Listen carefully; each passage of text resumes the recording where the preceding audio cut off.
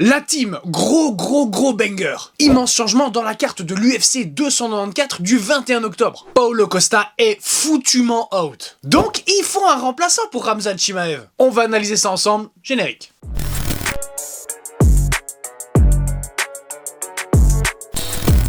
Alors, ce matin, j'étais censé tourner une vidéo concernant le premier changement de cette magnifique carte, hein, Makhachev contre Volkanovski, quand tout à coup, je vois quoi? Eh ben, ça y est, c'est officiel.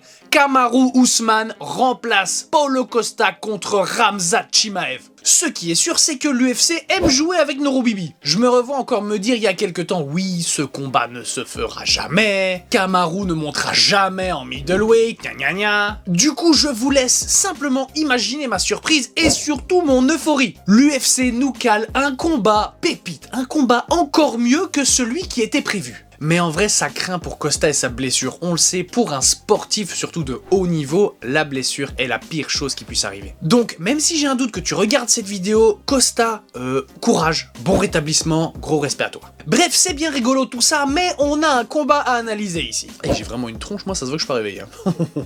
On a donc d'un côté Khamzat Chimaev, style de combat impressionnant, pas peur de la bagarre, striking solide, grappling exceptionnel, une capacité à t'emmener au sol quand il le souhaite, voire même à volonté. Et de l'autre côté, Usman, lutteur de classe mondiale, difficile à mettre au sol, ex-champion du monde, gros grappling, et niveau striking, bah on n'a rien à dire, solide aussi. Les deux sont physiquement très impressionnants. Attention, là, je parle pas d'esthétique, je parle de capacité physique. Force, vitesse, puissance, explosivité. Avec en plus de ça, un cardio relativement sympa. Là où il diffère, c'est au niveau de la pression. Chimaev aime tenir un rythme plutôt effréné, on va dire. Alors que Usman est plus méthodique. Bon, admettons, le combat se passe debout. Ok, au fil de sa carrière, Usman a bien amélioré son striking. Et franchement, j'adore. Mais en face, on a, l'air de rien, un gros défi. Car Khamzat aime la bagarre. Après, je pense que Usman est plus précis et peut mieux gérer la distance. Ce qui pourrait lui donner un avantage en striking. Par contre, de nouveau, s'il tombe dans la bagarre, là j'ai un doute. Si on passe au sol, sans surprise, alors là, ça va être très sympa. On a deux magnifiques lutteurs. Et à ce niveau-là, je pense que Khamzat va essayer de l'emmener au sol un maximum pour essayer de l'affaiblir avec son grand and pound et de maintenir un bon contrôle. Mais de l'autre côté, je pense que Usman a une assez bonne défense en takedown pour pouvoir résister, pas sans souci, mais pouvoir résister. Mais s'il se fait mettre au sol, je pense que le jeu va être très intéressant à regarder. N'oublions pas non plus que Kamaru monte d'une catégorie pour ce combat.